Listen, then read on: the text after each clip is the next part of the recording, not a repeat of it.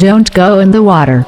Those 5 words haunted every beach-going movie lover in America when Jaws, 1975 hit theaters and birthed the modern blockbuster.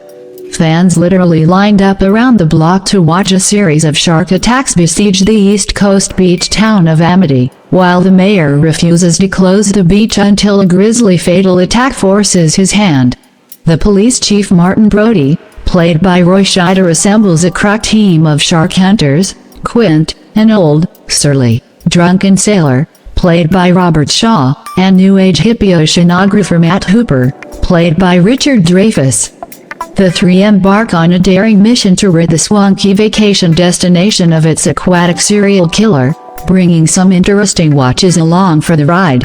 Why we're watching summer is finally here, which means a lot of us will be hitting the beaches with this movie still lurking in the backs of our minds. Part of the reason Jaws made such a splash, was that all the major players were at high points in their careers. Both Richard Dreyfuss and Roy Scheider had just become stars. Scheider had exploded on the screen in The French Connection, 1971, and Dreyfuss gave a breakout performance in American Graffiti, 1973.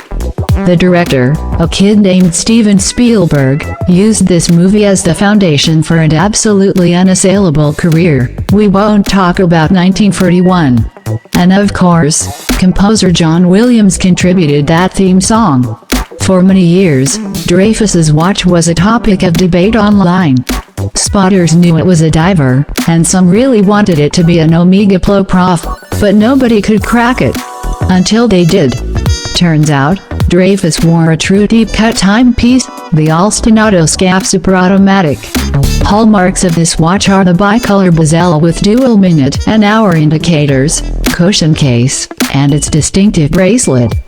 Hooper strikes me as the kind of guy who would intentionally not wear a Rolex, instead feeling the compulsion to be different, much to Quint's dismay. The Alsta brand folded in the late 1970s, but was resurrected in 2014.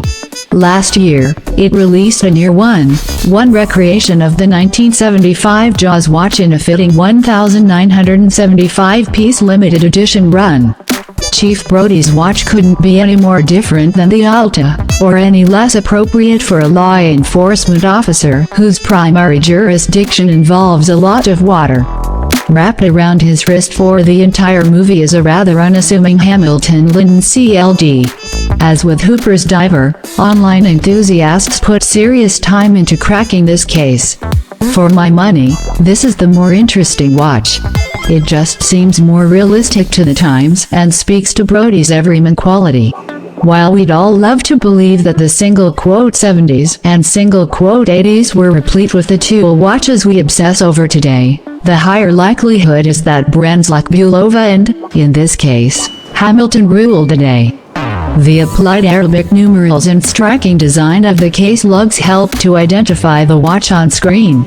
The Hamilton Linen CLD is a 34mm watch, making it small by today's standards. But if Tom Selleck taught us anything, it's that, to paraphrase Yoda, size matters not. When we're watching, Hooper apparently doesn't take social cues very well. No scene exemplifies that more than when he crashes the Brody family dinner. As he helps himself to both food and drink, chugging glasses of wine like Gatorade, Hooper explains to Chief Brody the theory of territoriality, basically cluing him into the fact that a shark will quite literally eat everyone in its path if not stopped. Who says you can't talk business at the dinner table? Throughout this scene, you can clearly see the Alsta on his wrist, styled with his oversized sweater and collared shirt combo. One recurring reference in the film deals with the crew's ability to tie a proper knot, a sheep's knot, on a rope.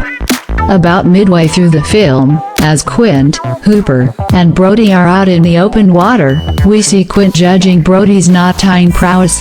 As he threads the rope through the hole, the camera rests on a tight shot of his hands, and of course his wrist. It's at this moment that we get nearly 10 full seconds to view the Hamilton Linen CLD.